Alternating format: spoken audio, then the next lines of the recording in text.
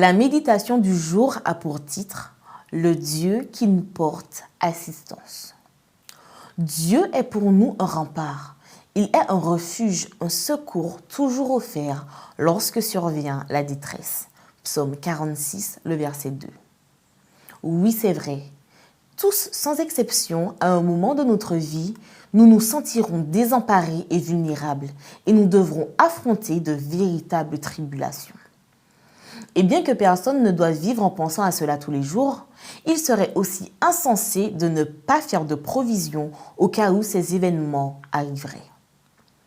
C'est là que notre Dieu apparaît face à nous, nous disant « Je vous abriterai, je vous donnerai ma protection, je vous fortifierai quand vous vous sentirez faible et, dans la détresse, je viendrai promptement vous prêter assistance. »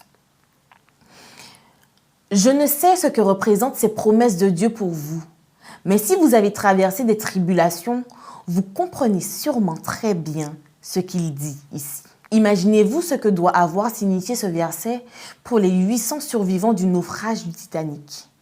Parmi les 1400 passagers morts dans cette tragédie, avez-vous une idée du nombre de fois qu'ont été répétées ces paroles ou d'autres semblables? L'histoire raconte que le Carpathia, le premier bateau qui est venu secourir les victimes, a pu arriver dans la zone du sinistre à peine 4 heures après l'accident, mais qu'il n'a pu secourir que ceux qui étaient dans les canaux de sauvetage. Les autres sont morts frigorifiés dans l'eau parce que les secours n'étaient pas arrivés à temps pour les sauver, ou noyés à l'intérieur du bateau parce qu'en nombre insuffisant, les canaux n'avaient pas pu les recevoir. Le Californien, l'autre transatlantique qui se trouvait alors à 16 km de la tragédie, n'avait pas reçu l'appel au secours parce que quelques minutes plus tôt, ses radiotélégraphistes avaient éteint l'appareil, fâchés par l'attitude arrogante de l'équipage du Titanic quand ils avaient essayé de les avertir de la présence d'icebergs dans la zone. Notre Dieu n'est pas seulement un secours, il est le secours, le meilleur, parfait et très rapide quand nous avons besoin.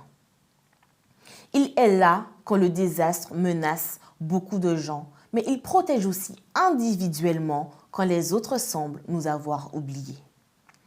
Son amour est si grand qu'il s'offre pour devenir une forteresse où nous pourrons nous réfugier de tout danger et de l'ennemi de nos âmes.